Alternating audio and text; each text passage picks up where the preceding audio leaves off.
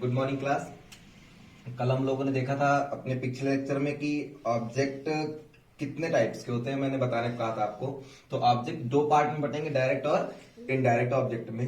आज हम लोग पढ़ेंगे टाइप्स ऑफ सेंटेंस, क्योंकि पार्ट्स और टाइप्स में फर्क है और टाइप्स में भी दो प्रकार में उसको क्लासिफाई किया गया है। तो हम लोग दोनों प्रकार में देखेंगे कि एक प्रकार में कैसा क्लासिफाई किया गया और दूसरे प्रकार में कैसा क्लासिफाई किया गया है। तो आज हम लोग सबसे पहले जो देखेंगे ऑब्जेक्ट। आपके सामने बोर्ड पे लिखा हुआ है ऑब्जेक्ट को दो पार्ट में बांटा हुआ बेटा, किसमें? डायरेक्ट और इनडायरेक्ट ऑब्जेक्ट में। उसके बाद आप देख रहे हैं कि यहां पर डेफिनेशन क्या लिखा हुआ है? डायरेक्ट ऑब्जेक्ट यह निर्जीव वस्तु को बताता है। किसको बताता है बेटा? यह निर्जीव वस्तु को बताता है तथा क्रिया में क्या लगाने से मिलता है। क्या लगाने से बेटा? क्रिया में क्या लगाने से मिलता है। मैंने कहा कि यह निर्जीव वस्तु को बताता है तथा क्रिया में क्या लगाने से मिलता है। जैसे और उसके बाद क्या लिखा हुआ है? यही लिखा हुआ है कि यह इनडायरेक्ट के बाद आता है। तो आप पहली चीज ये ध्यान रखेंगे कि यह क्या होता है? निर्जीव वस्तु होता है। सबसे पहले क्या याद रखेंगे बेटा? यह क्या होता है? निर्जीव वस्तु होता है तथा जब आप जो सेंटेंस लिखा रहेगा उसमें अगर क्या लगा देंगे वर्ब के बाद क्या लगा देंगे तो क्या हो जाएगा? वो आपका डायरेक्ट ऑब्जेक्ट हो जाएगा। और दूसरी चीज ये कि यह इनडायरेक्ट ऑब्जेक्ट के बाद ही आता है बेटा, याद रखेंगे आप। किसके बाद आता है बेटा? इनडायरेक्ट ऑब्जेक्ट के बाद आता है। जैसे मैं एग्जांपल लेना चाहूंगा, आपको एक एग्जांपल से समझाऊंगा बेटा कि एग्जांपल आप कोई भी चीज, मैंने आपको पहले लेक्चर में बताया था कि आप कोई भी चीज जितना अच्छा एग्जांपल समझ सकते हो उतना अच्छा डेफिनेशन से नहीं समझ सकते हैं। तो टेक एक एग्जांपल लेते हैं। जैसे मैंने एक एग्जांपल लिया, he gave me a watch. He gave me a watch. एकदम अच्छे से पढ़िए। अब देखिए इसमें ही क्या है? सब्जेक्ट है। पिछले से देखते चलते हैं, सब्जेक्ट है। ही क्या है? सब्जेक्ट है बेटा। और गेव क्या है? यहां पर गेव ही क्या है बेटा? वर्ब है। ही गेव क्या है? वर्ब है। फिर आपने कहा सर मी क्या है? मी आपको अभी नहीं पता है, मी मैं आपको बताऊंगा। और वॉच क्या है? यही आपका क्या है बेटा? इनडायरेक्ट ऑब्जेक्ट का डायरेक्ट ऑब्जेक्ट। देखिए कैसे वॉच क्या है? वॉच क्या है हमारा? वॉच जो है निर्जीव वस्तु है, नॉन लिविंग थिंग है। क्या है बेटा? Non living thing. और जब नॉन लिविंग थिंग है तो हमने बताया कि नॉन लिविंग थिंग अगर है तो वो क्या कहलाएगा? डायरेक्ट ऑब्जेक्ट कहलाएगा बेटा। अच्छा, आप ये भी कंफ्यूजन होगा कि सर डायरेक्ट ऑब्जेक्ट हमेशा नॉन लिविंग थिंग ही होता है। नहीं बेटा, कभी कभी क्या होता है, कभी कभी कुछ सेंटेंस में ऐसा होता है कि ये जो है नॉन लिविंग थिंग के जगह पे लिविंग थिंग हो जाता है। वो अपवाद है, वो मैं आपको बताऊंगा। लेकिन फिर अभी आप देखिए, जैसे इसको कैसे समझा मैंने। आप पूछेंगे, सवाल उठेगा आपके मन में कि सर आपने कैसे किया कि ही गेव मी, आपने कैसे कह दिया? अब वॉच क्या है? सर नॉन लिविंग था मैंने मान लिया, लेकिन कैसे कह दिया कि आपको वॉच क्या है? जो है डायरेक्ट ऑब्जेक्ट है। तो मैं आपको बता देता हूं, जैसे मैंने कहा था क्रिया के बाद, यहां पे ध्यान दीजिए आप, क्रिया में क्या लगाने से मिलता है। जैसे मैंने कहा ही गेव मी व्हाट।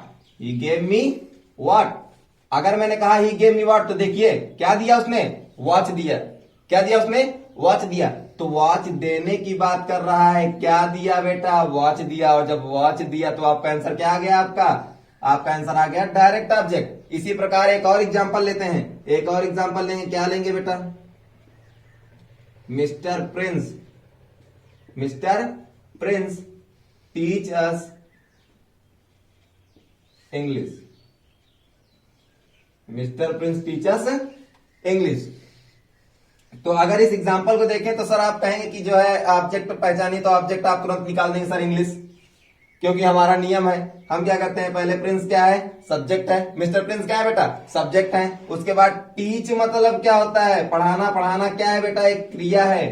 पढ़ाना क्या है? एक क्रिया है। और यही क्रिया को जो है क्या लगा देना है हमें? अगर मैं क्रिया को इसमें क्या लगाऊं तो जैसे mister Prince teach us English. Mister Prince teach us English. तो आपका सवाल क्या रहेगा?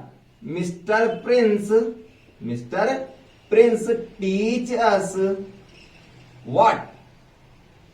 हमें वो क्या पढ़ाते हैं? अगर आप इसको हिंदी में पढ़ेंगे बेटा, he gave me a watch, उसने मुझे एक वॉच दिया। तो अगर उसने मुझे एक वॉच दिया तो आप क्या उससे पूछेंगे कि उसने मुझे क्या दिया? तो क्या का जो जवाब मिला वो क्या का जवाब क्या मिला? कि वॉच दिया। तो वही वॉच आपका क्या हो जाएगा? डायरेक्ट ऑब्जेक्ट हो जाएगा बेटा, पहली चीज। दूसरी चीज, आपका जो निर्जीव वस्तु है, वॉच क्या है? निर्जीव वस्तु है। आपका पहला भी क्लियर हो गया। और दूसरी बात भी आपको मैं क्लियर कर देता हूं, यह इनडायरेक्ट के बाद आता है बेटा। तो ध्यान से देखिए, यहां पर मी क्या है? इनडायरेक्ट ऑब्जेक्ट है, ये मैं बताऊंगा आपको कैसे है इनडायरेक्ट ऑब्जेक्ट। अभी आप जान लीजिए कि ये क्या है, इनडायरेक्ट ऑब्जेक्ट है, और इनडायरेक्ट के बाद ही आया हुआ है डायरेक्ट ऑब्जेक्ट। मेरे ख्याल से आपको समझ में आ गया होगा डायरेक्ट ऑब्जेक्ट क्या होता है। फिर से एक बार एक देख लीजिए, मिस्टर प्रिंस टीचर्स इंग्लिश और mister Prince teachers what. What का जवाब आपने दिया बेटा क्या, इंग्लिश। और इंग्लिश क्या है, निर्जीव है, और निर्जीव है तो आपका ऑब्जेक्ट कौन सा है बेटा, डायरेक्ट ऑब्जेक्ट है। तो इनडायरेक्ट ऑब्जेक्ट, अभी हमने डायरेक्ट ऑब्जेक्ट देखा, अब इनडायरेक्ट ऑब्जेक्ट आप देखिए। इनडायरेक्ट ऑब्जेक्ट में क्या होता है बेटा कि यह कोई जीवित वस्तु है, यह कोई क्या है बेटा, जीवित वस्तु है, या पर्सनल प्रोनाउन का ऑब्जेक्टिव केस होता है। आपको कंफ्यूजन होगी सर पर्सनल प्रोनाउन क्या होता है, पर्सनल प्रोनाउन का ऑब्जेक्टिव केस क्या होता है। थोड़ा सा एक बार एक आउटलाइन में पर्सनल प्रोनाउन देख लेते हैं। पर्सनल प्रोनाउन वो होता है, जैसे आप पर्सन पढ़े होंगे, पर्सन, पर्सनल प्रोनाउन में पर्सन कितने प्रकार के होते हैं बेटा, पर्सन 3 प्रकार के होते हैं। एक जो बोलता है, एक जो सुनता है, और एक जिसके बारे में बात होती है।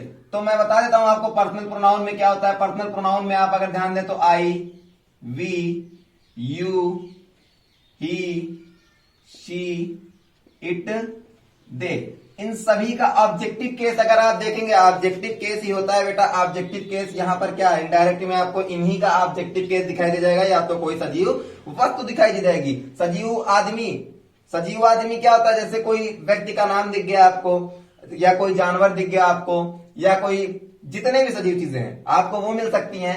और क्या मिल सकता है आपको, इसी पर्सनल प्रोनाउन का ऑब्जेक्टिव केस, आई का मी हो गया, वी का अस हो गया, यू का यू हो गया,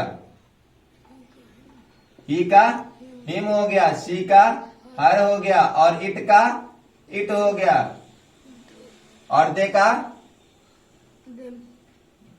तो ये सारे क्या है बेटा, इन्हीं का ऑब्जेक्टिव केस है। तो आपको ये सारी चीजें आपको क्या मिल जाएंगी, इनडायरेक्ट ऑब्जेक्ट में मिल जाएंगी। आप लोग क्या ध्यान देना है, आप लोग 2 तरीके से पहचान सकते हैं। पहला कि यह सजीव वस्तु होगा, बिल्कुल सजीव वस्तु होगा सर। ये सारी चीजें एक इंसान के लिए ही इस्तेमाल की जाती हैं।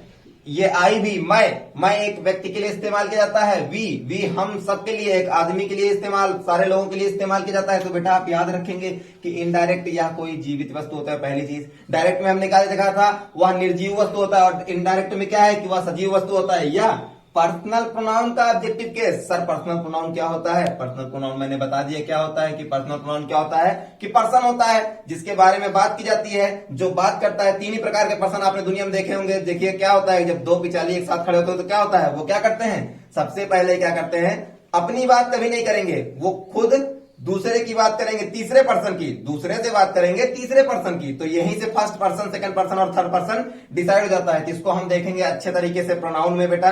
फिर अब देखिए यहां पे पर्सनल प्रोनाउन। अब दूसरी बात, यह क्रिया में किसे या किसके प्रश्नवाचक शब्द लगाता है। यह क्रिया में किसको, किसे या किसके प्रश्नवाचक शब्द लगाता है। थोड़ा सा एग्जांपल देखना चाहेंगे हम, वही एग्जांपल फिर से लेंगे, कोई एग्जांपल चेंज नहीं करेंगे, जैसे आपको समझने में आसानी हो। He gave me a watch. He gave me a watch. अगर मैं इसको हिंदी में लिखूं तो उसने मुझे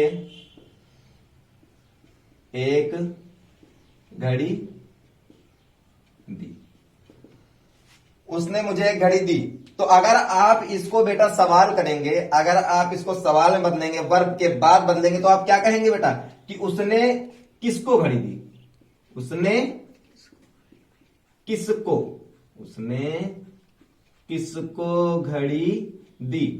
तो आप क्या कहें, किसको। देखिए आपको शब्द मिल गया, किसको घड़ी दी, किसको दी बेटा, मुझे दी। किसको दी, मुझे दी। और जब मुझे दी तो क्या हो गया, मैं क्या हूं, सजीव हूं, और सजीव हूं तो क्या हो गया बेटा, मेरा इनडायरेक्ट ऑब्जेक्ट हो गया। जब मैं सजीव हूं तो क्या हो गया, हमारा इनडायरेक्ट ऑब्जेक्ट हो गया। He gave me a watch, तो मी यहां पर क्या हो गया बेटा, डायरेक्ट ऑब्जेक्ट। मेरे ख्याल से अब आपको समझ में आ गया होगा कि जो है इनडायरेक्ट ऑब्जेक्ट, ये क्या हो गया, इनडायरेक्ट ऑब्जेक्ट। तो आपको ये बात समझ में आ गई होगी कि इनडायरेक्ट ऑब्जेक्ट होता क्या है। देखिए डायरेक्ट ऑब्जेक्ट निर्जीव होता है, ये सजीव होता है। पर्सनल प्रोनाउन ही आपको दिखाई देगा या किसी का नाम दिखाई देगा। अच्छा एक एग्जांपल आपका और था पिछले वाले में, उसको भी लेके देख लेते हैं। जैसे mister Prince, mister Prince teachers English. आप इसको समझने की कोशिश करिएगा। Mister Prince teachers English. Mister Prince किसे पढ़ाते हैं बेटा? मिस्टर प्रिंस किसे पढ़ाते हैं? अगर मैं इसको हिंदी में देखूं, मिस्टर प्रिंस क्या है? हमें इंग्लिश पढ़ाते हैं। मिस्टर प्रिंस हमें इंग्लिश पढ़ाते हैं। तो बताइए बेटा किसे पढ़ाते हैं? तो किसे का जवाब क्या है? हमें। किसे का जवाब क्या है? हमें। तो यहां पर हमें क्या हो गया बेटा? हमें हो गया आपका इनडायरेक्ट ऑब्जेक्ट। हमें क्या हो गया? Indirect object. आप याद रखेंगे बेटा कि जब कोई भी सेंटेंस आपका ऐसा सवाल करे किसे या किसके, तो आप हमेशा क्या जवाब देंगे? वो ऑब्जेक्ट कौन सा है? इनडायरेक्ट ऑब्जेक्ट है। और दूसरी बात यह याद रखेंगे, यह हमेशा क्या होता है? जीवित वस्तु होती है। मैं आशा करता हूं कि आपको ये चीजें समझ में आ गई होंगी।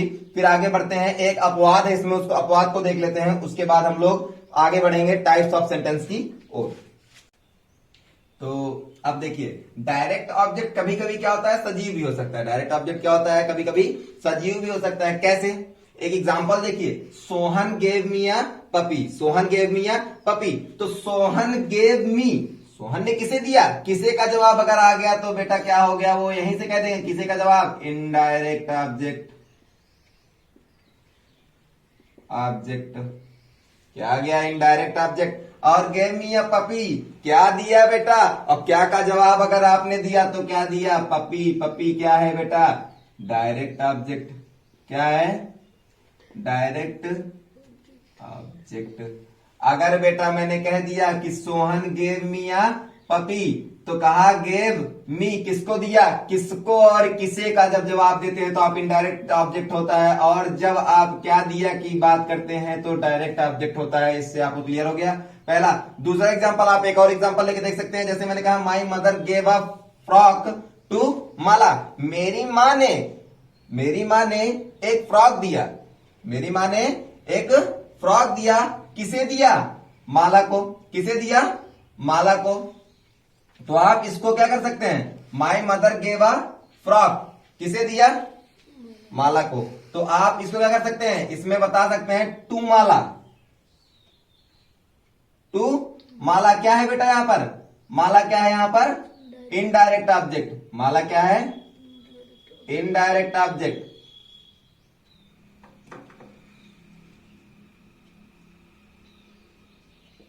यहां पर डायरेक्ट ऑब्जेक्ट आपको दिख रहा है?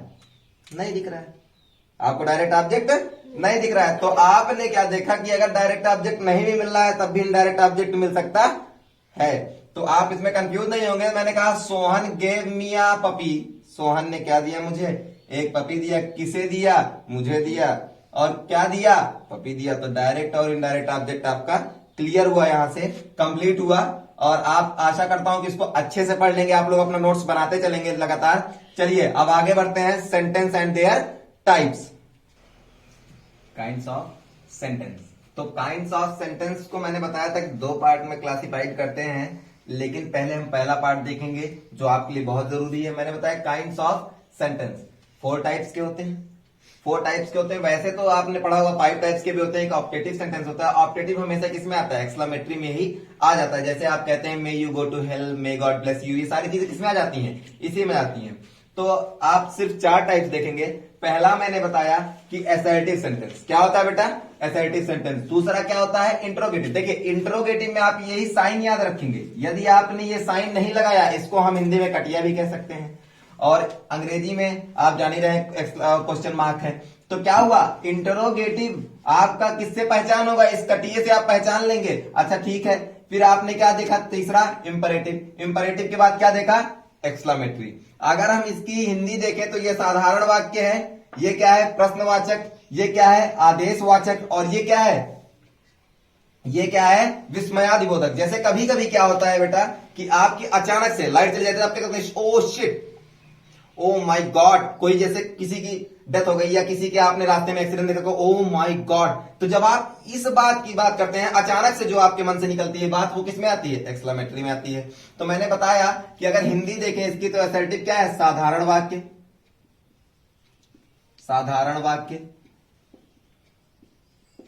इंटरोगेटिव क्या है बेटा? प्रश्नवाचक। फिर उसके बाद देखिए इंपरेटिव क्या है आपका? आदेश सूचक।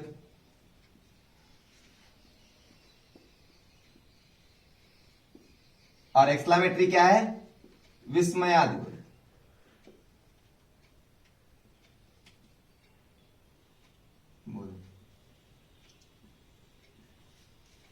तो आप देख रहे हैं बेटा कि विस्मयादिबोधक। अब देखिए एफेक्टिव सेंटेंस, साधारण वाक्य। साधारण वाक्य को भी हम दो प्रकार में बांटते हैं। कैसे बांटते हैं, क्यों बांटते हैं, ये मैं आपको बता देता हूं। क्या होता है कि कभी भी आप दो प्रकार की वाक्य बोलते हैं। कैसे? या तो बोलेंगे कि वह जाता है, या फिर बोलेंगे वह नहीं जाता है। या आप क्या बोलेंगे, वह जाता है या फिर नहीं जाता है। तो इसको कैसे, अगर मैं इसमें लिखना चाहूं तो क्या, राम, एग्जाम्पल देखिए, यहां पर नहीं, आप एग्जाम्पल देखिए बेटा अफर्मेटिव का। अफर्मेटिव का एक एग्जाम्पल लेते हैं, Ram is going to school. देखिए ये क्या है, राम स्कूल जाता है, राम स्कूल जा रहा है। Ram is going to school, Ram school जा रहा है। और जब बेटा जा रहा है तो ये क्या है, एक साधारण वाक्य है। एक साधारण वाक्य है और सकारात्मक वाक्य है। अफर्मेटिव का मतलब होता है सकारात्मक। अफर्मेटिव का मतलब क्या होता है, सकारात्मक। अच्छा, ये तो बात ठीक है। तो सर ये क्या होता है, ये नकारात्मक होता है, निगेटिव। तो आप समझ लेंगे बेटा कि क्या हुआ।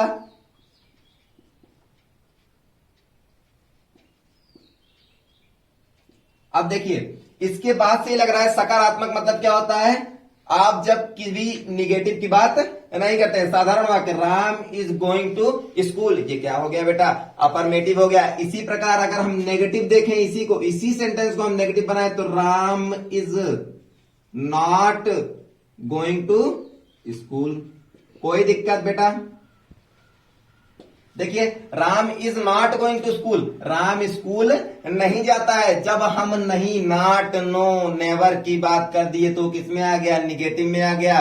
नहीं तो किसमें था, वो सकारात्मक में था, अफर्मेटिव में था। इस प्रकार से आप एक सेंटेंस नहीं बेटा 50 सेंटेंस ले सकते हैं और उसको सॉल्व कर सकते हैं। ये एक साधारण वाक्य होता है। साधारण वाक्य में आपको डिफिनीशन बता देता हूं। डिफिनीशन क्या, आप ये कहेंगे कि साधारण वाक्य क्या होता है, जब आप कोई स्टेटमेंट देते हैं। स्टेटमेंट जैसे आपने कुछ भी कह दिया, आपके मन से जो बात निकल गई कि वह जाता है, वह खाता है, मैं सोता हूं, मैं जगता हूं, ये सब क्या है, ये सब एक प्रकार का स्टेटमेंट है, एक साधारण वाक्य है। और जब साधारण वाक्य रहेगा बेटा तो किसमें आ जाएगा, आप असर्टिव सेंटेंस में आ जाएगा। बिल्कुल मेरे ख्याल से आपको समझ में आ गया होगा। चलिए हम बढ़ते हैं किसकी ओर, इंटरोगेटिव की ओर। अगला पार्ट हम लेंगे बेटा, इसी में इंटरोगेटिव, मैं इसको मिटाना चाहूंगा, स्पेस थोड़ा कम है हमारे पास।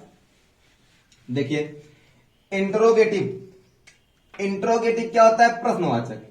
इंट्रोगेटिव क्या होता है बेटा, प्रश्नवाचक। अच्छा, प्रश्नवाचक में आप एक बात नहीं भूलेंगे, परमानेंट आप ये साइन लगाना नहीं भूलेंगे। इसी साइन से इसकी पहचान है, बिना साइन के ये क्या है, अधूरा है। जैसे कृष्ण के बिना राधा अधूरी है, राधा के बिना कृष्ण अधूरा है, उसी प्रकार ये साइन के बिना इंट्रोगेटिव भी अधूरा है। देखिए इंट्रोगेटिव क्या हुआ, अगर मैंने कहा कि इसको, एक एग्जाम्पल ऐसे लेते हैं इंट्रोगेटिव का, कोई भी एग्जाम्पल, जैसे मैंने कहा व्हाट इज योर नेम, तुम्हारा नाम क्या है, तो क्या लगा, क्वेश्चन मार्क लगा। देखिए बिना इसके इंट्रोगेटिव पूरा नहीं हो सकता है। तो मैंने क्या कहा, व्हाट इज योर नेम, तुम्हारा नाम क्या है, तो ये क्या हो गया, इंटरोगेटिव हो गया। सर आपने तो इसको दो पार्ट में बांटा हुआ है, तो बिल्कुल मैं दोनों पार्ट अलग अलग समझाऊंगा। पहला पार्ट देखिए, WH फैमिली, सबसे पहले लेंगे कौन सा बेटा, WH फैमिली। अब देखिए WH फैमिली के नाम से ही लग रहा है कि इसकी शुरुआत किससे होगी, WH से होगी। इसकी शुरुआत किससे होगी बेटा, WH से होगी। जैसे कौन कौन सा हो सकता है, आपके बहुत सारे प्रश्नवाचक होते हैं, जैसे व्हाट, व्हेन, आप ध्यान दीजिए, what WH, when WH, where, who, whom। एक इसमें अपवाद होता है बेटा, हाउ। बाकी और कौन सा हो गया, व्हाट हो गया, व्हेन हो गया, वेयर हो गया, हु हो गया, हाउ हो गया, और डॉट डॉट डॉट ETC। इस प्रकार के जितने प्रश्नवाचक चिन्ह हैं वो सारे जो WH फैमिली से स्टार्ट होते हैं, मतलब WH से स्टार्ट होते हैं, वो सारे किसमें आ जाएंगे, WH फैमिली से आ जाएंगे। एक एग्जांपल हम देख लेते हैं इसको समझने के लिए। जैसे किसी का भी एग्जांपल आप ले लेंगे, सर किसका एग्जांपल ले लें, चलिए हु का ले लेते हैं। हु इज योर ब्रदर, तुम्हारा भाई कौन है? तो हु इज योर ब्रदर, आप क्वेश्चन मार्क लगाना नहीं भूलेंगे, बिना क्वेश्चन मार्क के सेंटेंस पूरा नहीं होता है। क्या बोला? Who is your brother. बेटा इस बात को नोट कर लेंगे अच्छे से कि WH फैमिली में इतनी चीजें आनी ही आनी है। कोई चीज अगर छूट जाती है तो आप याद करके खुद लिख लेंगे, हु इज योर ब्रदर। मैंने कहा तो आपको समझ में आ गया कि ये किससे शुरुआत है बेटा? WH फैमिली से शुरुआत है। और ये क्या है? क्वेश्चन मार्क इंटरोगेटिव सेंटेंस है। इसी प्रकार यस नो टाइप, आप कहेंगे सर यस नो टाइप क्या होता है? तो मैं आपको बताता हूं यस नो टाइप क्या होता है बेटा। यस नो टाइप की शुरुआत, यस नो टाइप की शुरुआत किससे होती है? हमेशा हेल्पिंग वर्ब से होती है। किससे होती है बेटा? हेल्पिंग वर्ब से होती है। की शुरुआत हमेशा हेल्पिंग वर्ब से होती है। किससे होती है बेटा? हेल्पिंग वर्ब से। कैसे? देखिए सर ये हेल्पिंग वर्ब क्या होता है? आपने तो वर्ब पढ़ाया ही नहीं, तो मैं बता देता हूं कि हेल्पिंग वर्ब क्या होता है। आप देख लीजिए, आपकी जितनी भी सहायक क्रियाएं हैं, क्या होता है बेटा? सहायक क्रियाएं। एक होता है आपका मेन वर्ब, मुख्य क्रिया, और दूसरा क्या होता है? सहायक क्रिया। तो जो सहायक क्रियाएं जैसे is, am, are, was, were, will, shall, dot dot dot, बहुत सारे ऐसे आपकी बहुत सारी सहायक क्रियाएं, has, have, had, did, do, ये सारी चीजें क्या है? सब सहायक क्रियाएं हैं। तो ये हेल्पिंग वर्ब है। तो एक छोटा सा जब मैं वर्ब पढ़ा लूंगा तो उसमें बता दूंगा आपको कि जब हेल्पिंग वर्ब क्या है? इज, एम, आर, वाज, वर, इनसे शुरुआत सेंटेंस की हो जाए, इनसे क्या हो जाए बेटा? शुरुआत किसकी हो जाए? सेंटेंस की। जैसे मैंने कहा कि आर यू गोइंग, क्या तुम जा रहे हो? आर यू गोइंग, क्या तुम जा रहे हो?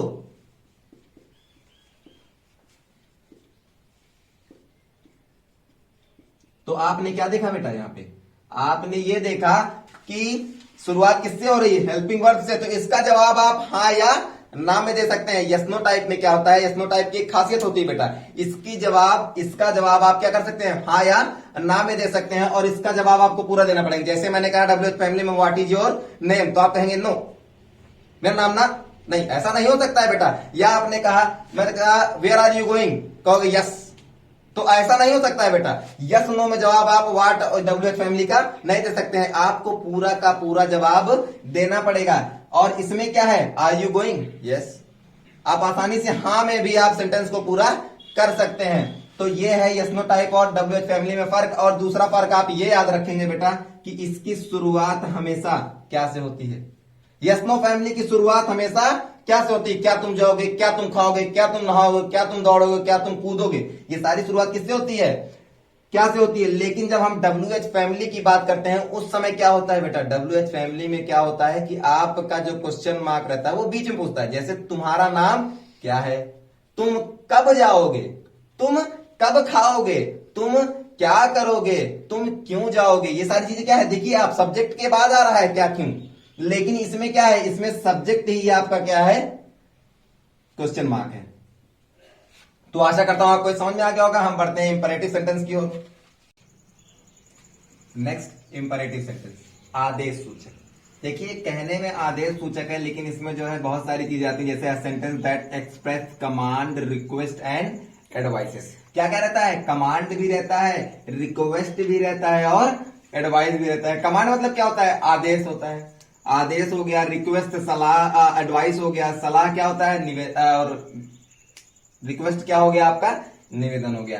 तो अलग अलग जो है आप हिंदी में भी समझ सकते हैं और इंग्लिश में भी समझ सकते हैं। जैसे मैंने कहा ए सेंटेंस दैट एक्सप्रेस, एक ऐसा सेंटेंस जो बताता है किसको? कमांड को, रिक्वेस्ट को, और किसको बताता है? एडवाइस को बताता है। या फिर हम हिंदी में कहें इसको वह वाक्य जो आदेश, सलाह व निवेदन को बताता है, वही क्या कहलाता है बेटा? इंपरेटिव सेंटेंस कहलाता है। देखिए आदेश यहां पर कमांड हो जाएगा, यहां सलाह क्या हो जाएगा? एडवाइस हो जाएगा, और ये क्या हो जाएगा? रिक्वेस्ट क्या हो जाएगा? निवेदन हो जाएगा। तो आप इसको याद रखेंगे, इन दोनों तीनों की हिंदी यही होती है। तो एक एग्जाम्पल, इसमें एग्जाम्पल आपको पहले से लिखा हुआ है। एग्जाम्पल देखिए, एग्जाम्पल कैसे आप पहचानेंगे? जैसे मैंने कहा shut the door, shut the door का मतलब क्या होता है? मैंने किसी न किसी को बोला होगा ये बात किसी न किसी को कहा होगा कि जाओ दरवाजा बंद करो। तो दरवाजा बंद करने के मैंने क्या किया बेटा? कमांड दिया। क्या दिया? कमांड दिया। जब कमांड दिया तो वो क्या कहलाएगा? वो क्या कहलाएगा? आपका इंपरेटिव सेंटेंस कहलाएगा। इसी प्रकार मैंने कहा please give me a book, कृपया मुझे एक किताब दो। तो देखिए प्लीज का मतलब ये हो जाता है कि आप किसी ना किसी से विनती कर रहे हैं या निवेदन कर रहे हैं, और जब आप निवेदन कर रहे हैं तो सर वो क्या है? वो क्या है? आपका रिक्वेस्ट है। क्या है? रिक्वेस्ट है। और जब रिक्वेस्ट है सर तो वो तो इंपरेटिव सेंटेंस में आता है। और इंपरेटिव सेंटेंस में आता है, आप देखिए जैसे मैंने कहा work hard for your success. Work hard for your success, अपने सक्सेस के लिए आप क्या करिए? कड़ी मेहनत करिए। तो मैं आपको क्या दे रहा हूं? ये एडवाइस दे रहा हूं। क्या दे रहा हूं? सलाह दे रहा हूं। तो सलाह दिया मैंने तो किस में आ गया? आपका एडवाइस में आ गया। किस में आ गया? एडवाइस में। और जब एडवाइस में आ गया तो क्या कहलाएगा बेटा? इंपरेटिव सेंटेंस कहलाएगा। इसी प्रकार देखते जाइए आप ध्यान से, फिर से एक बार रिपीट करेंगे हम। शट द डोर मतलब क्या है? कमांड। आपको कोई भी, आप बहुत सारे एग्जांपल, आप एक दो एग्जांपल और लेके समझिए इसको। जैसे मैंने कहा काइंडली ग्रांट मी लीव, काइंडली ग्रांट मी लीव, लीव। अब देखिए ये शब्द से ही पता चल जा रहा है काइंडली मतलब क्या होता है? कृपया। वही फिर से विनती आ गई, और जब विनती आ गई पहले ही काइंडली आ गया तो इसका मतलब क्या है? ग्रांट मी लीव का मतलब क्या है? मुझे छुट्टी प्रदान करें। जो क्या हुआ? काइंडली ग्रांट मी लीव, मुझे छुट्टी प्रदान करें। किससे? आप किसी ना किसी से निवेदन कर रहे हैं, और जब निवेदन कर रहे हैं बेटा तो किस में आएगा? आपका रिक्वेस्ट में आ जाएगा। और जब रिक्वेस्ट में आ गया तो वो क्या कहलाएगा? इंपरेटिव सेंटेंस कहला जाएगा। तो आप याद रखेंगे जब भी कभी आपको किसी सेंटेंस में कमांड, रिक्वेस्ट, एडवाइस कुछ भी दिख जाता है तो आप उसे क्या कह देंगे? इंपरेटिव सेंटेंस कह देंगे। बहुत सारे आपको एग्जांपल मिल सकते हैं। शट द डोर हो गया, ओपन द डोर हो गया, या आपने कहा कि सिट डाउन, या फिर आपने कहा स्टैंड अप। जब टीचर होता है तो वो क्या करता है? हमेशा कमांड करता है। कभी कभी ऐसा होता है कि वो आपसे रिक्वेस्ट करे, नहीं तो हमेशा क्या करता है? कमांड करता है। सबसे अच्छा कमांड का एग्जांपल आप ले सकते हैं आर्मी मैन। आर्मी का जो ऑफिसर होता है वो हमेशा क्या करता है बेटा? कमांड करता है। वो आपसे कभी रिक्वेस्ट नहीं करता है, तो वो कमांड हो गया। रिक्वेस्ट आप हमेशा अपने बड़े से छोटे से कभी भी रिक्वेस्ट कर सकते हैं। आप कभी क्या करते हैं? बड़े से आप अपनी रिक्वेस्ट करते हैं। कभी आपको कुछ मांगना हुआ उनसे क्या कहते हैं? Please give me sir. कभी क्या कहते हैं आप? Please give me. ऑलवेज। इसी प्रकार आपको एडवाइस कौन देता है? जो आपसे सक्सेस है, जो आपसे अच्छा है, वही आपको एडवाइस देता है। तो आप हमेशा क्या कहें? Work hard for your success, don't go there, don't go there, be careful. ये सारी चीजें क्या है बेटा? ये सारी चीजें क्या है? आपका एडवाइस है। तो आप इसको याद रखेंगे। और मैंने फिर से एक एग्जांपल बताया आपको, काइंडली ग्रांट मी लीव, मुझे छुट्टी प्रदान करें, कृपया। तो कृपया की जब आप बात करेंगे तो किसकी बात हो रही है बेटा? यहां पर आप रिक्वेस्ट की बात कर रहे हैं। चलिए आशा करता हूं आपको इंपरेटिव सेंटेंस समझ में आ गया होगा। अब हम बढ़ते हैं एक्सक्लेमेटरी की ओर। Now exclamatory sentence. Exclamatory sentence में आपको जैसे मैंने बताया था इंट्रोगेटिव सेंटेंस में आपको क्या ध्यान देना है बेटा? कटिया ध्यान देना है। उसी प्रकार एक्सक्लेमेटरी सेंटेंस में आपको ये साइन याद रखना है। आपके हर एक्सक्लेमेटरी सेंटेंस में आपको ये साइन जरूर मिलेगा। बिना ये साइन के ये सेंटेंस पूरा नहीं होगा। ये साइन नहीं है तो आपका वो सेंटेंस एक्सक्लेमेटरी नहीं है। जैसे मैंने कहा जिस वाक्य में हृदय की गंभीर भावनाएं प्रकट हों, जिस वाक्य में हृदय की गंभीर भावनाएं प्रकट हो। गंभीर भावना का मतलब क्या है? जैसे आप अचानक से कभी कभी कुछ चीजें आपके साथ हो जाती है। जैसे आपको मैंने बताया कि कभी आप कहीं जा रहे हो और अचानक से एक्सीडेंट हो गया, वो मर गया, तो अलाश आपके मन से, ओह माय गॉड, अल्लाह, अलाश। क्या चीजें निकलती हैं? अचानक से वो चीजें निकलती है। या कोई चीज आपने बहुत खूबसूरत देख ली तो व्हाट अ नाइस थिंग यार, क्या चीज है। या कभी कभी आप कहीं कहीं घूमने जाते हैं। कभी कभी क्या होता है, आप कहीं घूमने गए बाहर, आप कहीं कहां गए? घूमने गए बाहर, और वहां आपने क्या देखा? पहाड़ के ऊपर पहाड़, पहाड़ के ऊपर पहाड़, पहाड़ के ऊपर पहाड़। तो आपने देखा व्हाट अ नाइस प्लेस यार, क्या जगह है।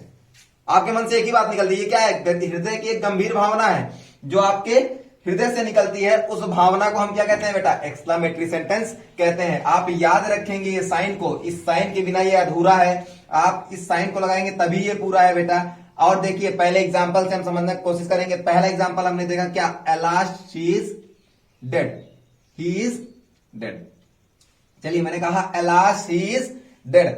अलाश का मतलब होता है क्या? जब आप दुख भाव व्यक्त करते हैं उस टाइम पे हम किसका इस्तेमाल करते हैं? अलाश का इस्तेमाल करते हैं। वह मर गया, और जब वो मर गया तो आपने दुख में क्या, आपके मुंह से क्या निकला? अलाश। तो ये जो है अंग्रेजी शब्द है किसके लिए? दुख जाहिर करने के लिए। आपके हृदय की एक भावना है जो आपके अंदर से निकल रही है दुख जाहिर करने के लिए, वो शब्द क्या कहलाएगा? अलाश। इसी प्रकार अगला example, how beautiful the rain is. कभी कभी क्या होता है कि आपकी बिन मौसम बरसात हो जाती है, आपकी चाहत होती है काश आज बरसात हो जाती, तो उस दिन अगर बरसात होगी तो आपके मुंह से क्या निकलता है, क्या गजब की बारिश है, क्या गजब की बारिश है। तब आप क्या करते हैं, तब भी आप एक्सक्लेमेशन, क्योंकि वो बात आपके दिमाग से नहीं निकलती, वो बात आपके कहां से निकलती है बेटा, एक गंभीर भावना आपके दिल से निकलती है। इसी प्रकार जैसे मैंने कहा कभी कभी क्या होता है कि आप कोई चीज के लिए परेशान है, आप क्या है, किसी चीज के लिए परेशान है, और आपका एक दोस्त आया और उसने कहा कि क्यों परेशान हो, तो आपने कहा कि यार ये प्रॉब्लम हो गई है, तो उसने बताया कि ये देखो इससे हो जाएगा साल, तो आपने क्या किया, उसने एक अलग आइडिया दे दिया और आपने क्या कहा, व्हाट एन आइडिया, भाई क्या आइडिया दिया तुमने। जब आप इसकी बात करेंगे, वो भी आपके कहां से निकल रहा है, वो भी आपके एक गंभीर भावना है, वो भी आपकी बात कहां से निकल रही है, दिल से निकल रही है। जब बात आप दिल से करेंगे तो वो किस में आएगा, सारा एक्सक्लेमेशन में आएगा। आप एक्सक्लेमेशन मार्क लगाना नहीं भूलेंगे। एक एक एग्जांपल आप ध्यान से देखिए। मैंने कहा अलाश ही इज डेड, दुख से आपने कहा क्यों, हे भगवान वो मर गया। या फिर आपने कहा how beautiful the rain is, how beautiful the rain is. एक दो एग्जांपल और देख लेते हैं। जैसे मैंने कहा हुर्रा, आपने ये शब्द सुना होगा, hurrah we won the match, hurrah we won the match. जब आप कभी कभी क्या होता है खुश होते हैं तो कुत्ते से चिल्लाते नहीं है, जब आप कुत्ते से चिल्लाते हैं तो उसी को कहते हैं क्या, hurray, we won the match, हम क्या हुआ, मैच जीत गए। तो अगर मैंने कहा hurrah we won the match, तो किसमें आ गया आपका, वो भी आपका किसमें आ गया, एक्सक्लेमेटरी सेंटेंस में। तो आप एकदम अच्छे से ध्यान रखेंगे, जिस वाक्य में हृदय की गंभीर भावनाएं प्रकट होती हैं, जिस किसी भी वाक्य में हृदय की गंभीर भावना आपको दिख जाए, दूसरी बात आप याद रखेंगे बेटा, कौन सी बात, कि ये साइन आपको दिख गया तो आप दौड़ा के क्या करेंगे, तुरंत आप वहां पर क्या लगा देंगे, कह देंगे कि ये एक्सक्लेमेटरी सेंटेंस है। अगर किसी ने पूछा क्यों, तो क्योंकि यहां पर ये साइन लगा हुआ है। इंटरोगेटिव और एक्सक्लेमेटरी को पहचानने का सबसे अच्छा तरीका यही है कि उसमें जो साइनें लगी रहेंगी वो दोनों आपको बता देंगी कि वो क्या है, इंटरोगेटिव है और एक्सक्लेमेटरी है। जब आप क्वेश्चन, आप में क्वेश्चन भी यही आता है कि इसको पहचानिए कि सेंटेंस कौन सा है, तो आप तुरंत देखेंगे उसमें, और तुरंत देखने के बाद क्या करेंगे, जैसे आपका एक एग्जांपल और ले लिया मैंने, may you live long, may you live long, तब भी आपका क्या है, ये एक्सक्लेमेटरी है बेटा, ये ऑप्टेटिव सेंटेंस भी है। अगर हम दूसरे उसमें देखें तो ये एक ऑप्टेटिव सेंटेंस है, भगवान करे आप लंबी जिंदगी जिए, तो आप कहते हैं मे यू लिव लॉन्ग, आप बहुत जिंदगी जिए, बहुत लंबी जिंदगी जिए, तब भी आप किसमें आता है, वो आपका एक्सक्लेमेटरी में ही आता है। जब आपने ये साइन देखा तुरंत आप ये डिसाइड कर देंगे कि ये कौन सा सेंटेंस है, एक्सक्लेमेटरी सेंटेंस है। याद रखेंगे दो बातें, पहला इंटरोगेटिव का वो कटिया और एक्सक्लेमेटरी का ये साइन, इन्हीं दोनों से आप इन दोनों की पहचान कर लेंगे, तो आपका एक्सक्लेमेटरी सेंटेंस भी खत्म हुआ। इसी प्रकार आपका सेंटेंस और सेंटेंस के टाइप्स खत्म हुए। एक क्लासिफिकेशन मैं आपको और लिखवा देता हूं, जो हम बात करेंगे ट्रांसफॉर्मेशन ऑफ सेंटेंस में, थोड़ा सा आप नोट्स में आप नोट कर लेंगे बिल्कुल। तो सेकंड क्लासिफिकेशन सेंटेंस क्या होता है, सेकंड क्लासिफिकेशन भी देख लेते हैं, इसको ब्रॉड में हम पढ़ेंगे, जिसमें ट्रांसफॉर्मेशन ऑफ सेंटेंस में। फिर भी आप थोड़ा सा यहां पर जानकारी ले लेंगे। मैंने कहा अफर्मेटिव, नेगेटिव, इंटरोगेटिव और interrogative negative. Interrogative plus negative क्या होता है, कभी कभी आपका सवाल भी पूछा रहता है और उसके बाद पूछा रहता है कि वो नहीं जाएगा क्या, वो नहीं खाएगा क्या, तो ऐसे सवाल जब पूछता है तब आप किसमें आता है, इंटरोगेटिव नेगेटिव में आता है। चलिए अफर्मेटिव से मैंने हिंदी बताई हुई सबकी सकारात्मक, नकारात्मक, प्रश्नवाचक और प्रश्नवाचक नकारात्मक। तो पहला मैंने कहा अफर्मेटिव सेंटेंस। अफर्मेटिव सेंटेंस देखिए, ही गोज टू स्कूल, हम एक ही एग्जांपल लेंगे और एक ही एग्जांपल को चारों में चेंज करके देखेंगे। अगर मैंने पहला एग्जांपल क्या लिया हो, he goes to school, he goes to temple, sorry school क्या है, पढ़ने की चीज है तो बार बार स्कूल ही आता है। तो मैंने कहा ही गोज टू टेम्पल, तो क्या हुआ, इसको जब मैंने निगेटिव में चेंज किया, जब निगेटिव में चेंज किया तो यहां पर देखो बेटा ईएस लगा है, और जब ईएस लगा है तो यहां पर भी ईएस लग जाएगा। तो he does not go to, he does not go to temple. चलिए ये हुआ। फिर आप क्या करते हैं, ट्रांसफॉर्मेशन में आप देखेंगे कि आप क्या करते हैं, इसी को आगे कर देंगे तो वो क्या हो जाएगा, इंट्रोगेटिव हो जाएगा। क्यों हो जाएगा, क्योंकि मैंने बताया था यस नो टाइप में आपका क्या होता है कि हेल्पिंग वर्ब आपका कहां चलाता है बेटा, आगे आ जाता है, और जब आगे आ गया तो does he go to temple. तो आपने कहा सर इंट्रोगेटिव निगेटिव कैसा होगा, तो इंट्रोगेटिव क्या, डज, उसके बाद सब्जेक्ट, सब्जेक्ट के बाद आप क्या लगा देंगे बेटा, नॉट लगा देंगे, सब्जेक्ट के बाद क्या लगा देंगे, नॉट लगा देंगे, does he not go to temple. इतनी सी बात है, आपका ये क्लासिफिकेशन सेकंड है सेंटेंस का, और यहीं से आपका सेंटेंस एंड हुआ। आप एकदम ध्यान से पढ़ेंगे हर चीज, एक एक लाइन आप पॉज करके वीडियो देखेंगे। Stay safe, stay home. Thank you class.